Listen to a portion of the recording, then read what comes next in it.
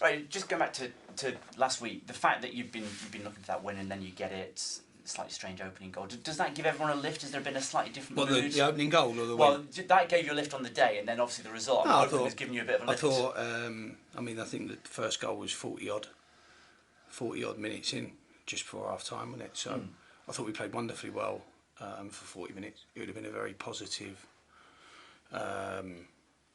review of it at half time for me. I was really pleased with them, very, very pleased with their attitude, their commitment, and their application to how we wanted to play. And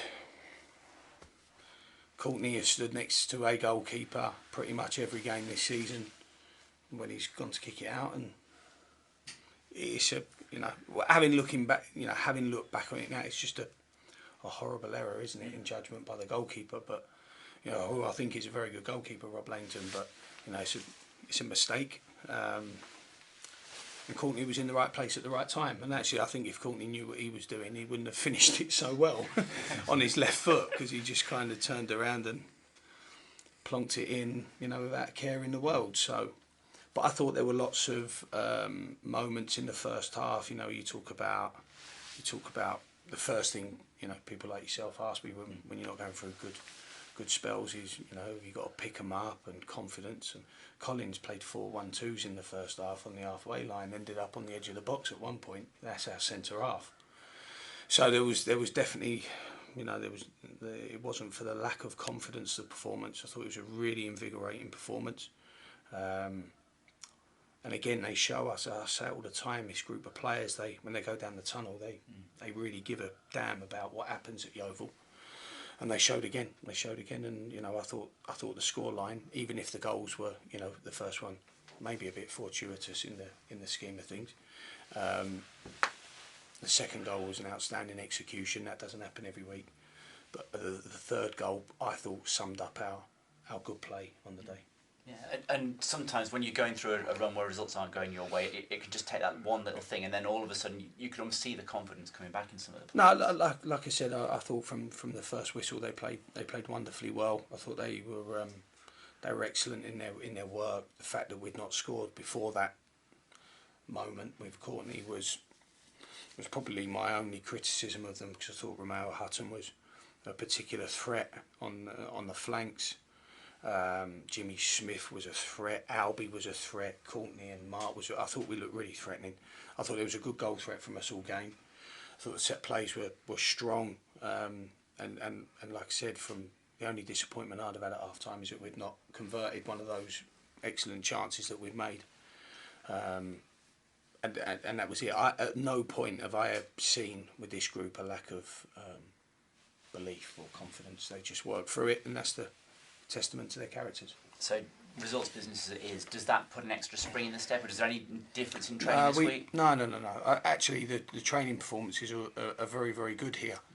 They don't really have a choice, this lot. It's not, you know, we're not, Terry and I are of a certain type of person where we're big believers that Monday to Friday belong to us. Saturdays for the players, and you know, you can't stop it and correct it on a Saturday. So the training standards have always been good here. They work very hard, but they work very hard because of the type of people Terry and I are and the type of coaches we are. So I never ever see sort of a wave of peaks and troughs in their training like you can do on a Saturday.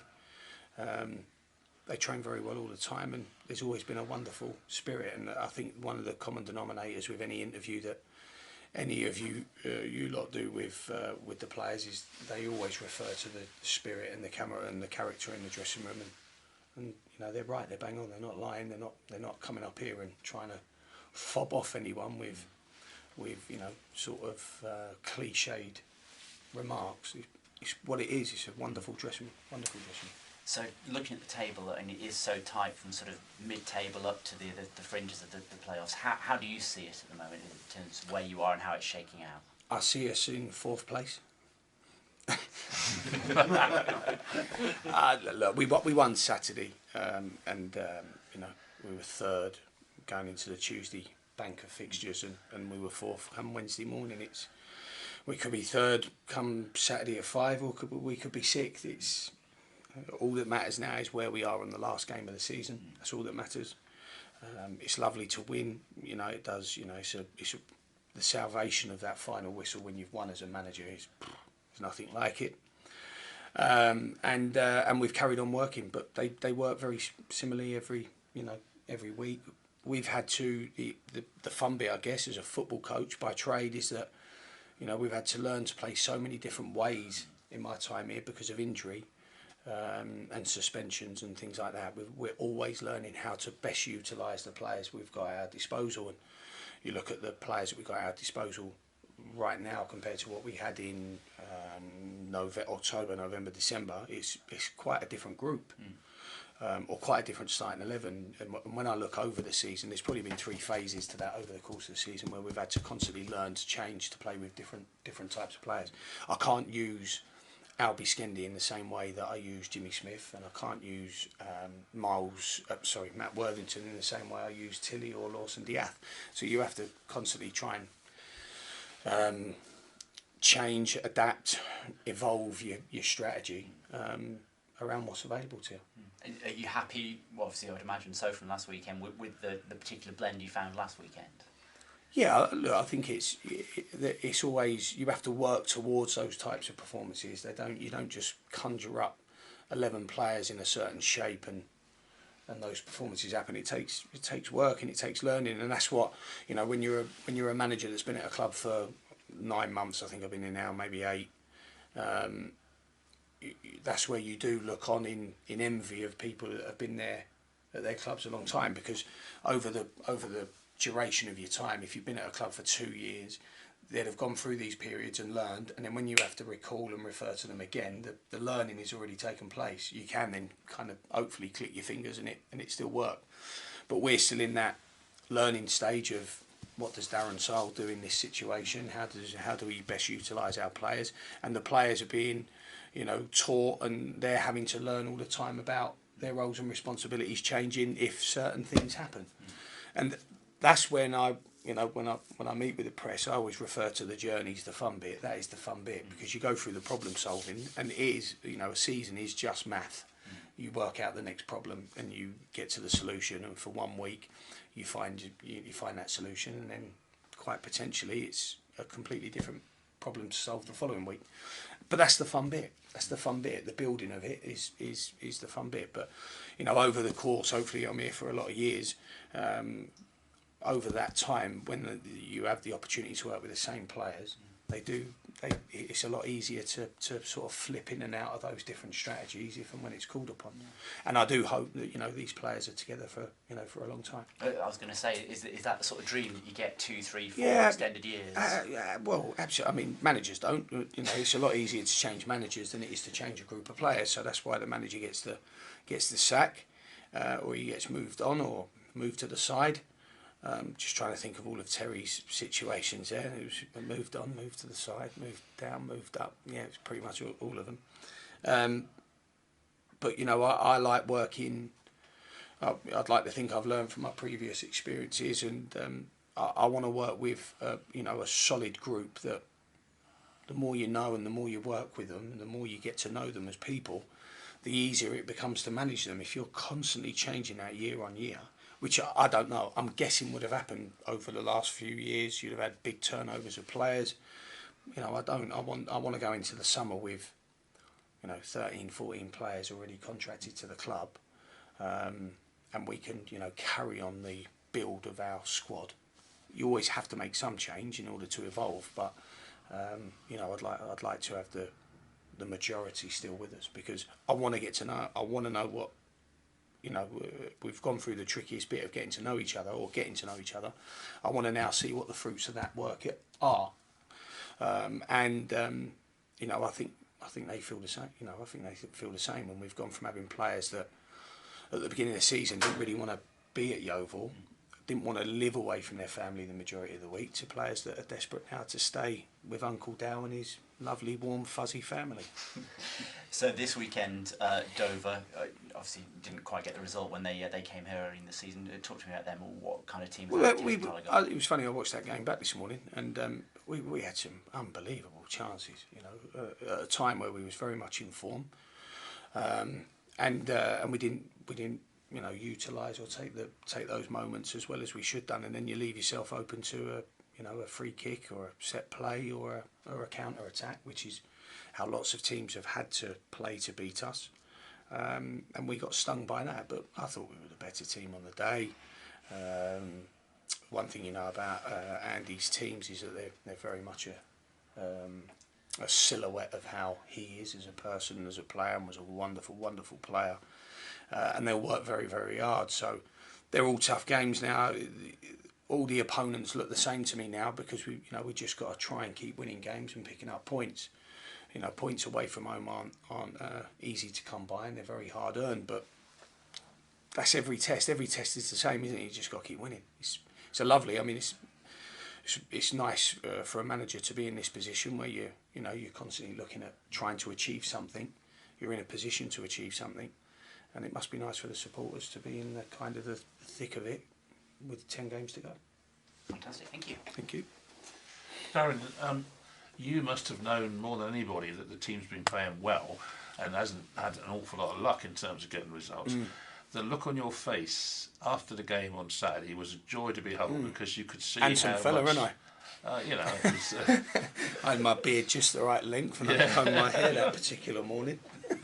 But you looked happy. It was good to see. They it's very hard to sometimes convey and articulate with the with the supporters on the outside how hard we work, and what a fabulous group of people they are, the players, and how much they really they give a toss. They actually care about what happens to this place.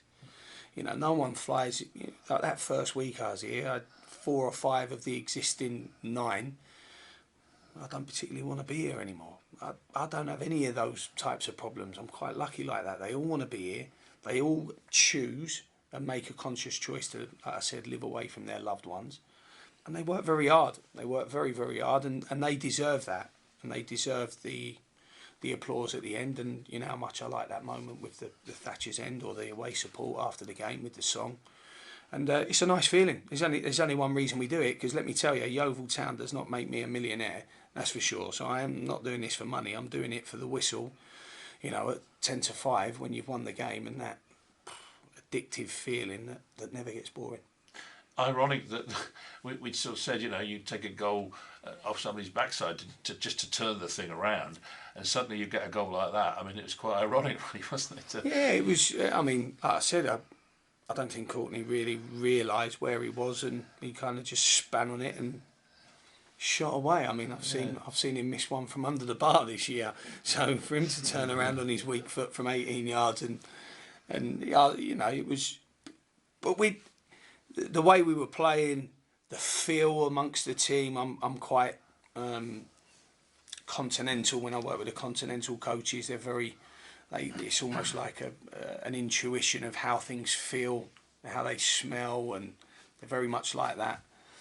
The English coaches are not, really a little bit more wooden, but I'm very much like that with my experience of working with foreign coaches and managers, and it just felt right. And sometimes you start games and it feels right from the get-go. Sometimes you start games and it feels horrible from the get-go. So the whole performance just felt right. Like I said, even at 0-0 at half-time, I would have been very, very positive with the players. And it would just have been a reassurance of this is the right way to go about it. But even Wilkinson's free kick is because it's because we practice. It's because we work hard, and he works hard at them. And I thought the third goal was a splendid goal. It doesn't get the credit it deserves.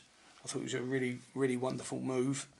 2 or 3 passes in and around the box, and Courtney, you can see that belief that he played with when he turned and he, kind of poorly hit that left foot. I told you it was a good goal, the first one, because he hits the third goal like a bag of spanners, didn't he? So, but even the momentum that Albie created by staying on the move, and I thought it was a really wonderful goal, and I just thought they deserved it. I thought they deserved it. I thought they deserved the winner or something at Boreham Wood. I thought that we deserved to beat Notts County here, but listen, life is like that, isn't it? So. But people like Jimmy Smith, you could just see from the moment the blooming whistle went, he suddenly cool, he suddenly Jimmy Smith's back with a bang, and it was so obvious. And Matty Worthington, another one, man of the match performance. Yeah. Suddenly it's all coming together. Yeah, which is what you want. Matthew and Jim were, Jimmy was playing in a different position to what I normally utilise him in, and I thought there were really good things about Jimmy that we don't normally associate with Jimmy in the performance. His tenacity and his aggression to regain the ball, I thought was as good as I've seen it. And normally Jimmy's contribution, and let's have this right, Jimmy's contribution is normally making one or scoring one, and the kind of the destructive side of the game sometimes eludes him or eludes his attributes.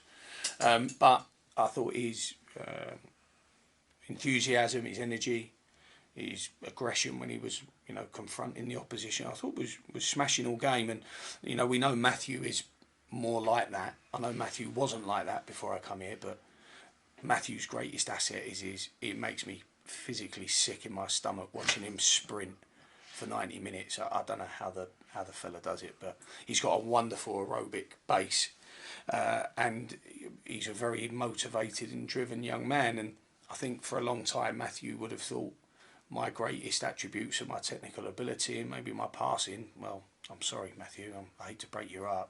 Your running power is far greater than your technical ability, and what we're trying to do with Matt is utilise that as well as we can, harness it. He still needs to learn when and where to run and why he's running, but wow, he was incredible. His running power was just absolutely incredible, and he didn't look like he was going to slow down. It was fantastic to watch. And young people is what I'm probably best known for working with, and that's why I love working with young people, because they have that fearlessness and that kind of that ambition in their play, in their actions, that says I want to be someone. And we forget Matthew's played in the Premier League. He's got some good qualities about him. But I was really pleased for him.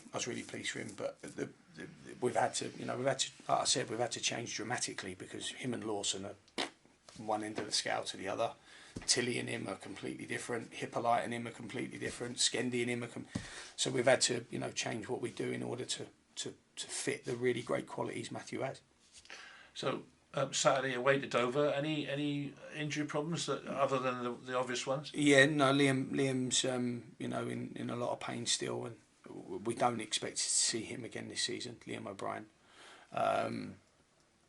But we're very, very lucky to have Nelson. He come on and made a massive save Saturday straight off the bat. So you could never question his focus. I thought it was a big moment for us. Like at Torquay, he had a big moment at Torquay for us. On New Year's Day, I think it was. It seems ages ago, doesn't it? Murphy obviously is still out. Lawson's still out. Gold's still out. Craig Alcock's out. Charlie Lee has been ill all week and is unlikely to play. Who have I missed? I don't want to miss anyone because I'll get shouted at. I think that's it. But we've got some bad injury. Miles Hippolyte obviously is still suspended. We've got a hell of an injury list there.